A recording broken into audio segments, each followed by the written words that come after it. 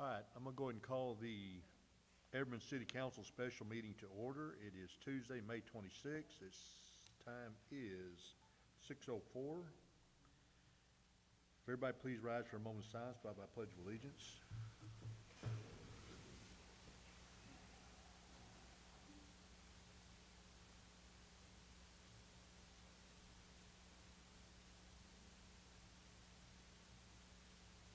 Amen. I pledge allegiance to the flag of the United States of America and to the republic for which it stands, one nation, under God, indivisible, with liberty and justice for all. Citizens' comments, do we have any? Okay, none. First item is public hearing. Let's see, the time is 6:05. Public hearing on the proposed adoption of an ordinance authorizing the issuance of tax increment note series 2026 in an amount not to exceed $2,340,250 related to tax increment reinvestment zone number 1, TIRZ number 1. Like I said, we'll open the public hearing. Time is 6:05. Right. I don't think we have any registered speakers, but I'll go through and just update council on where we're at on both of these projects. The issuance of these tax notes is related directly to improvements and construction of the Municipal Animal Services animal shelter, as well as the remodel and expansion of Everman City Hall. The Everman Animal Shelter currently is estimated to be at $600,000. Everman City Hall is estimated to be at $1.2 million. Both projects, if done separately and independently from an expansion and a remodel, if you remember, we're doing remodels on both of these. The animal shelter would have cost us closer to $4 million, and the City Hall would have cost us between $5 to $7 million. So instead of going out and constructing new construction, taking older buildings, rehabilitating them and rehabbing them, and expanding on them is significantly cheaper, allowing us to achieve a whole lot more bang for our buck, so to speak. So we are saving truly millions of dollars by, instead of going out just acquiring land and building new facilities, by upgrading what we have already got. So both of these seem to be good investments. The City Hall expansion the expansion portion of it would be primarily focused on a new council chambers, an office slash executive session room for the mayor and council, an archives room for our city secretary and appropriate space for her, a separate dedicated lobby, an outdoor reception area off the side for when we have celebrations and events and things at city council meetings. We have an outdoor reception area that could also dual purpose serve as an outdoor break area for employees. Great for the public. The remodel of the existing city hall would include a facade upgrade on the exterior, and then significant interior refreshing, so to speak, making the lobby bigger, keeping the theme aligned with old Everman train station style feel, honoring a lot of the past of Everman and history of Everman, realigning the offices for an improved flow, particularly when it comes to permitting, because as it currently stands, we don't have a permit window in the front. This would allow for permits to be acquired through a front service window, just like UB and court. So it's just going to allow for a lot better service to our customers and the citizens that we serve. Animal shelter is going to allow for effectively 4 times the amount of space that they currently have, and I can tell you it's desperately needed. The shelter currently holds 19 kennels, and that's on a really good day. The 6 on the outside, really, they try not to use because they're just in such bad shape, so they're down to really about 13 usable kennels, unless they just have to. This new shelter will up that from that number to 42 general holding kennels, plus a number of quarantine kennels and dog sit kennels. It'll also provide for separated cat holding, cat sit, cat quarantine, and provide better flow for the services over there as well. We also feel like relocating it from where it currently exists to where we're now leasing that new building is going to provide for a higher adoption rate, which means we're going to be saving more animals' lives because people are going to want to be involved. We also feel like people are going to want to volunteer. Frankly, as we talk about at our animal shelter advisory meetings, it's hard to get volunteers because when they sign up, they're excited to come out and participate. They arrive at our shelter, and they don't want to be the next guest star of Deliverance, so they turn around and leave. So we're hoping that this will provide a much better environment for them to want to be involved and want to participate and help these animals out and save lives. So it's our recommendation for approval on this. You do have an ordinance that would fund both of these. This is funded entirely out of tax increment reinvestment zone, or TIF funds. This is not a general fund obligation whatsoever. General fund will not be responsible for these. This will be funded entirely out of TIF. The payments are estimated to be less than $300,000 for the next 10 years.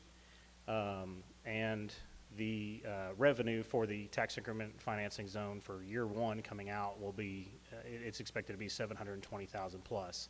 So annual revenues are going to exceed what this debt would require. So it still puts the TIF fund in a phenomenal funding position and leaves significant amount of funding capacity for them to take on other projects, such as park-related projects that we've been talking a lot about here lately, and street projects. So still lots to come from TIF. I think this is a good investment for those funds. And I'll be happy to answer any questions if you have them. We can answer them now, or we can answer them when we get down to the actual ordinance, whichever you prefer. Any questions? Now, we're leasing the building, correct, like 10 years with an option to purchase? Yes, it's a 10-year, it's a 10-year lease with an option, a buyout purchase option at the end. So we've got a few different options when that 10 years is up. We can continue to just lease it if we want to lease it. We do have the option to purchase out the entire facility if we wanted to buy it all out, which quite frankly is probably the avenue I think we need to try to pursue. Now granted, that's 10 years from now, ask me in 10 years, but today I think that's the avenue we should try to pursue. Or we can just up and leave if we want. What is going to be done with the old animal building? Well, that'll be up to you as council, but I will tell you I'm planning to bring back a recommendation to liquidate it as excess property. I don't think there's any need for us to continue to maintain that land or that property out there. We have no true municipal purpose for it, and the location, having to drive across, the way we access that property now is through an easement access across private property, and that just leads to problems when you're dealing with government operations, because we have the public that wants to go out there and driving back and forth across somebody's private land. Although it's legal, it just causes issues with the neighbors. So it would be my recommendation that we turn around and liquidate that and sell that land and roll that investment back into the general fund. You said there are 10 payments. Why not? Is there enough in the TIF to pay this off versus making 10 payments and having interest? There is not quite enough in there just yet, but I think there would be this next year. I think we're currently sitting at a fund balance of around 1.7, 1.8 in cash in that fund, generating a revenue now that will continue to increase of 720 plus a year each year going forward. So there's not quite enough cash in there at this stage. There would be this next year, but it wouldn't be my recommendation to fully deplete that balance. The debt, the TIF board and the council have the option after year 4. We have to at least, if we agree to this, have to make the first 4-year payments. But after year 4, we do have the option to terminate early and pay off early. And I believe by year 4, there will wholeheartedly be enough cash in there to pay off the balance of that, if you so choose to do that at that time. But doing the debt allows us to take on the funding, take on the projects sooner. It allows us to get our feet off the ground on some of these projects, and still leaves enough cash availability to address other projects that we're talking about, such as park projects and street projects within the TIF zone. But looking at the interest, it's anywhere from 100,000 down to just say 70 to $100,000. So that's a lot of interest. Yes, ma'am. Not uncommon for a tax note series. Let me pull up the payment schedule here real quick. I'm getting to it. Sorry. So I want to make sure I'm citing actual numbers. Because the payments are 200 and just at 300,000. Yes, ma'am. So the total annual payment will be $296,471 and 1 cent. The first payment would be due on May 26, 2027, so a year from now. The interest paid on that first year is $106,000. The principal amount paid on that payment is $190,000. And those two numbers will offset each other as we move forward with payments. So each year, the amount of interest that's paid will continue to lower, and the amount of principal paid will continue to increase. If you look at the early redemption value after payment on the right side, that's essentially what the payoff amount is. Similar to like what you would get on a 10-day vehicle loan payoff letter or something like that. If we chose to pay that loan off early, come year 5, we could choose to do that for $1.306 million.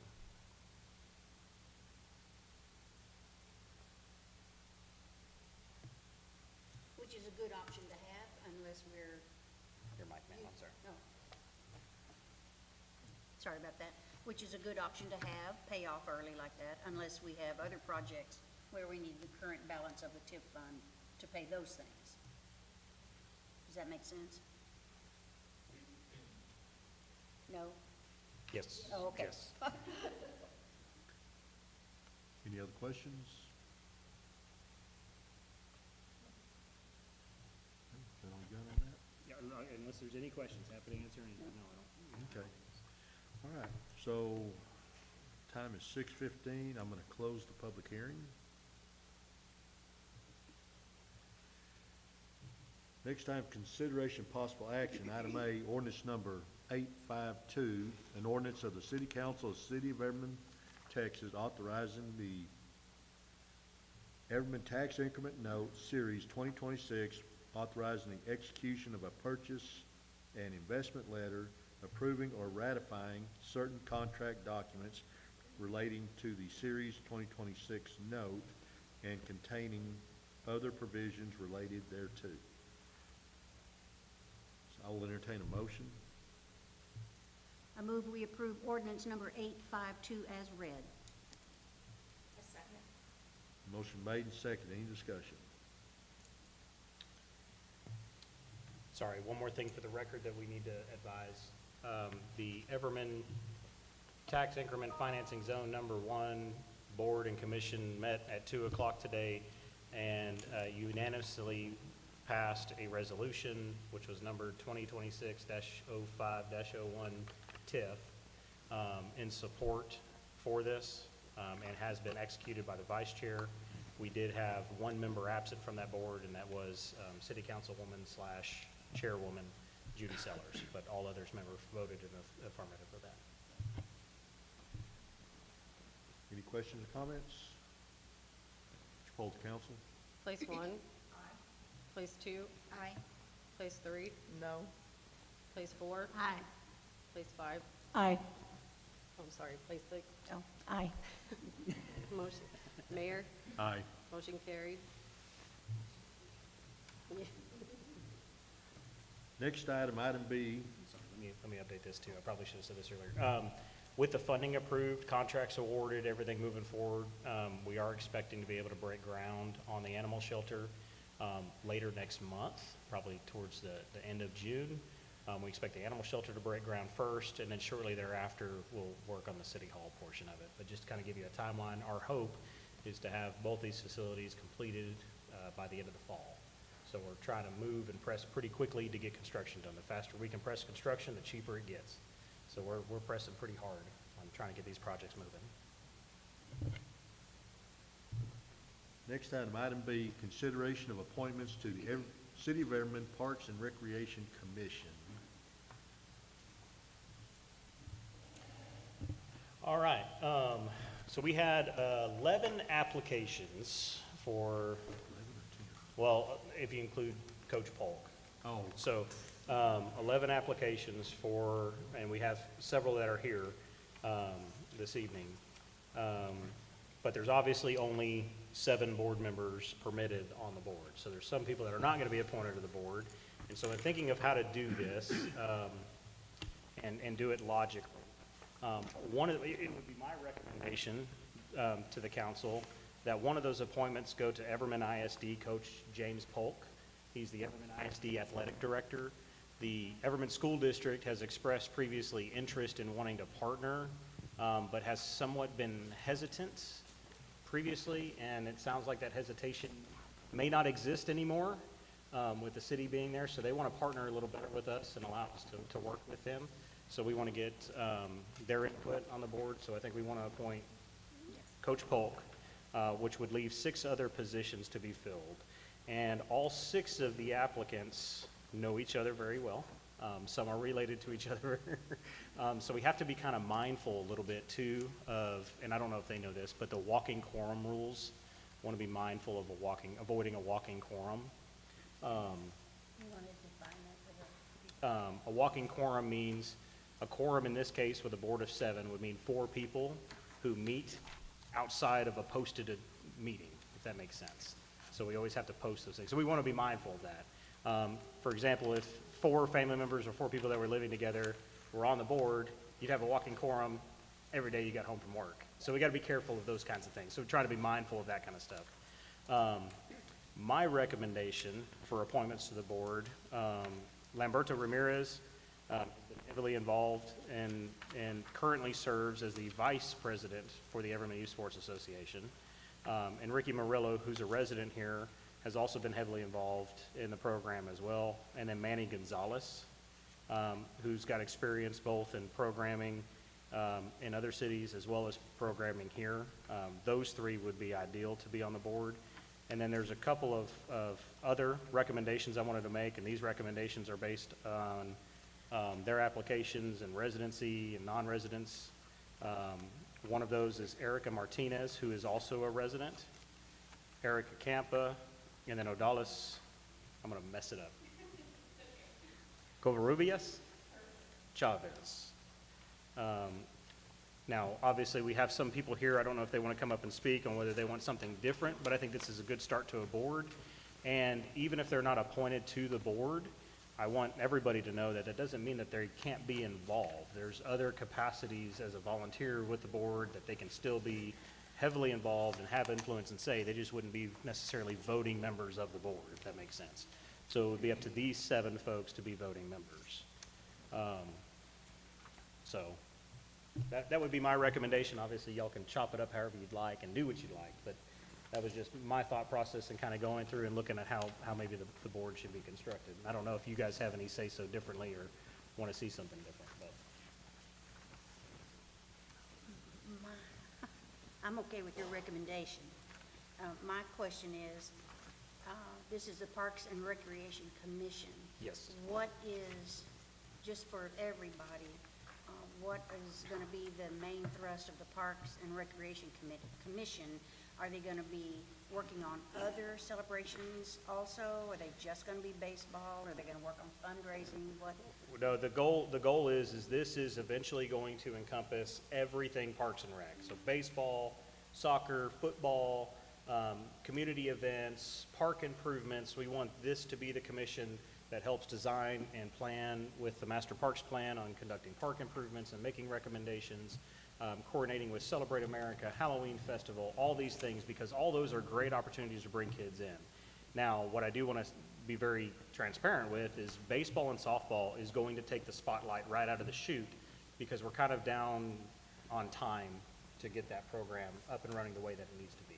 So right out of the chute, the heavy focus is going to be Johnson Park Fields and the baseball softball programming, concessions related to that. You're going to see a lot of work geared specifically towards that because that frankly is the funding piece that's going to turn right back around and fund the expansion of our baseball and softball program, fund the improvements at the Johnson Park, and fund all of our other events and things together. So we're just going to set the foundation with the baseball softball program, get that running good. I think we've got a great set of folks over here that want to be involved in that, want to see it done right, want to see it active, and want to see it grow.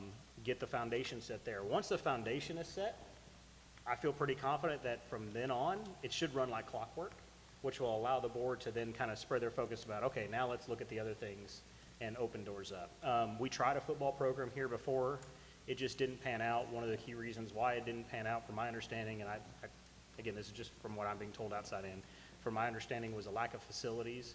If we have a partnership with a school district, maybe that opens up a door. So we need to have those kind of conversations of things. Hey, maybe there's another door for more sports involving the school. So I think there's a great opportunity for this program to expand, but right out of the chute, it will be baseball, softball will be the heavy focus. Get a good foundation for that. and then expand on that and move into the other programming. What other options may there be? Right now, baseball, softball runs 2 seasons. I would like to see more. I would like to see more opportunities. I would like to see more partnerships with select teams and select opportunities and just get more growth coming in. We got to have some investment made back into the parks. Well, to make those investments, we got to have revenues. So we got to have a good business model plan.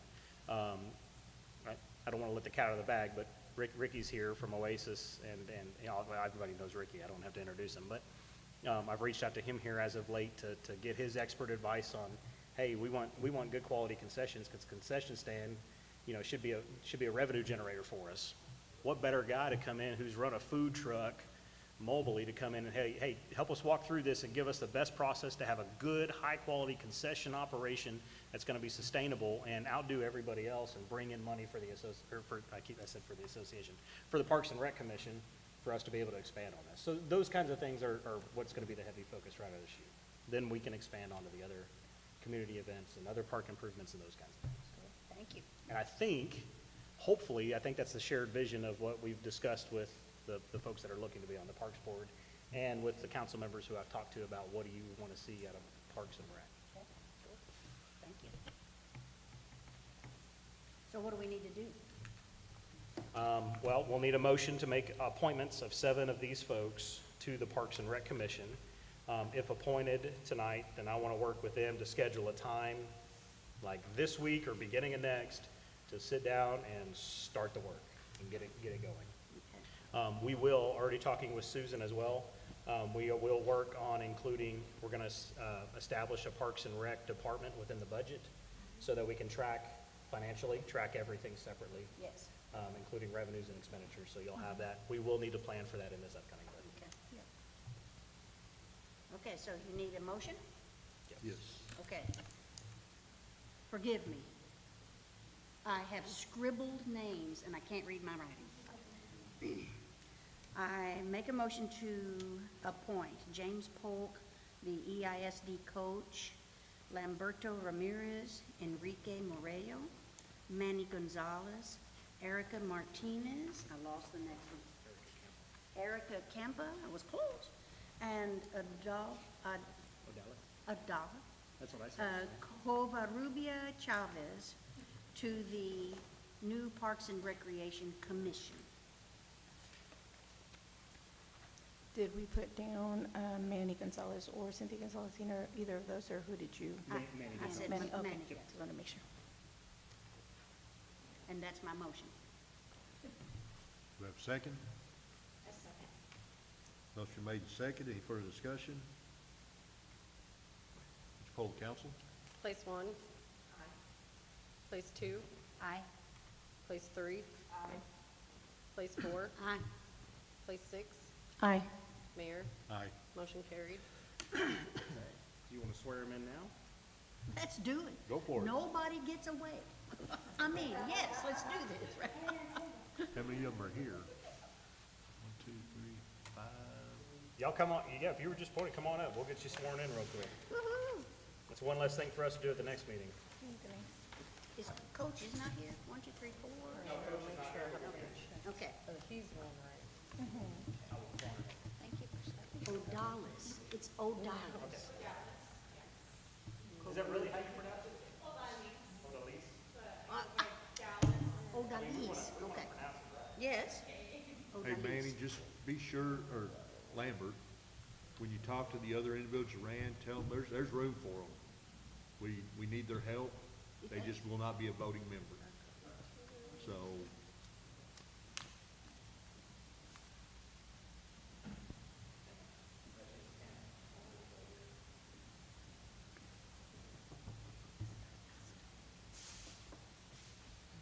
Y'all look like you're enjoying yourselves. You're on spotlight.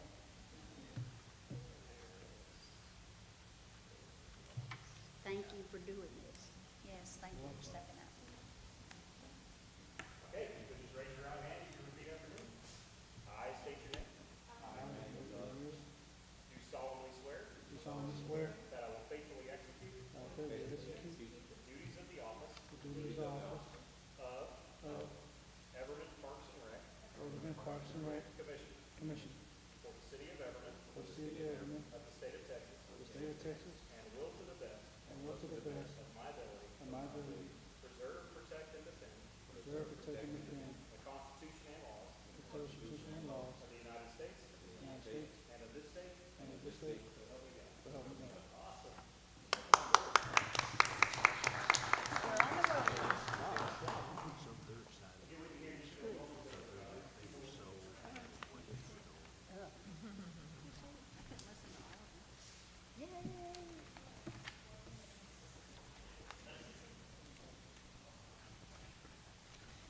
Okay, next item, item C, ordinance number 854, joint ordinance and boundary adjustment between the city of Everman and the city of Fort Worth. Guess we'll get a motion. Yeah. I'll entertain a motion. Wait, I missed that, what? Boundaries. Boundary adjustment between the city of Everman and the city of Fort Worth. Let's get our motion, then we can discuss it. There was an amended agenda. Oh, set. I don't have the amended. Ordinance 854. If I move we adopt, ordinance 854 as read.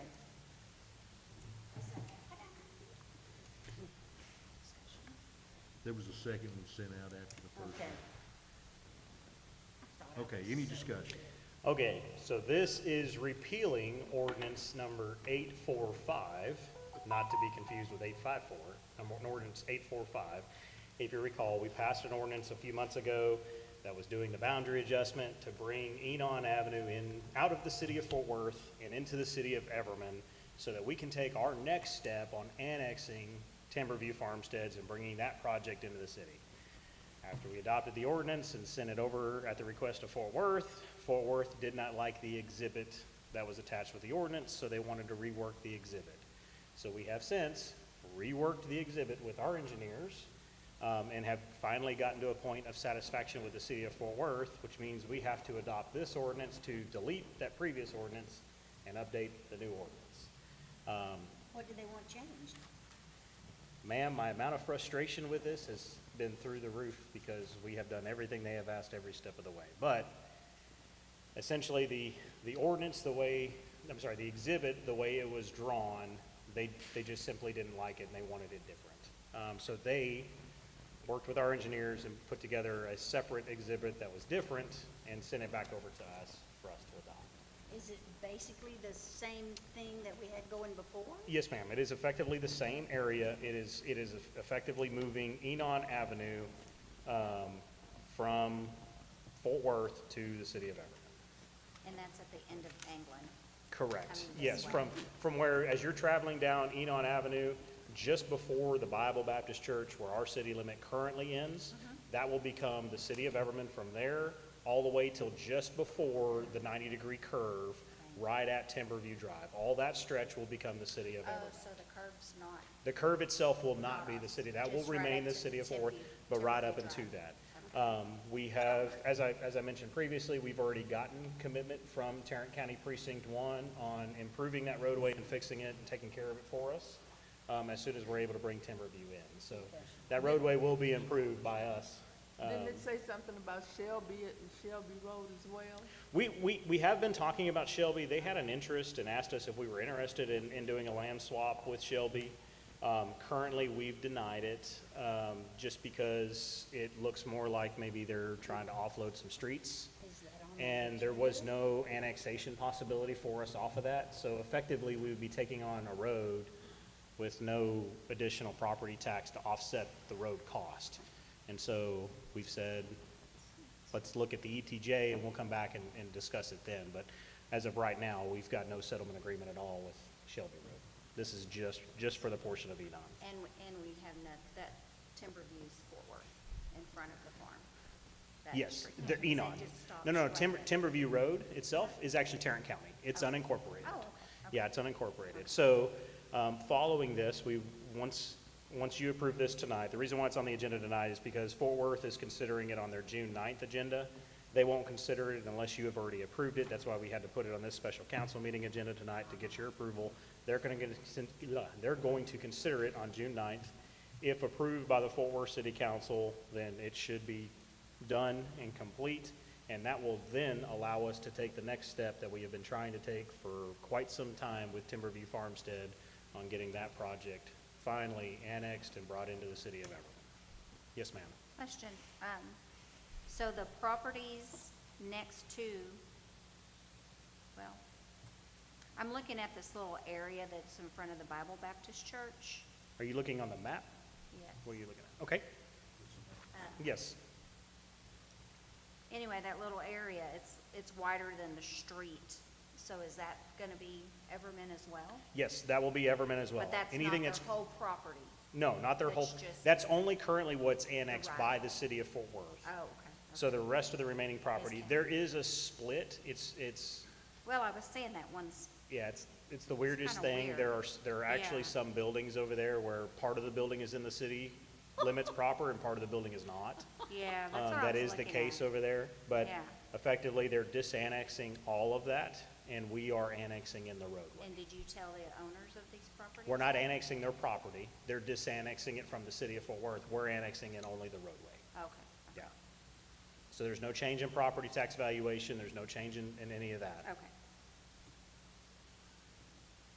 Only the roadway and right-of-way, I should say. Yeah, I was gonna say that must be the right Yeah. of way. This will have no impact on anyone who lives through there, other than they're actually gonna get a repaired That- street. That is kinda um, choppy, isn't Thanks to it? Tarrant County Precinct 1, and it's just gonna be improved better over there. We'll take care of the street. Okay. I know people complain about our streets a lot, but I'll tell you, have you driven through Fort Worth? I'll say it. Any other questions or comments? Poll the council. Place 1. Place 2. Aye. Place 3. Aye. Place 4. Aye. Place 6. Aye. Mayor, Aye. motion carried. Okay, that being said, the time is 6:36 and we are adjourned. Thank you. Thank y'all.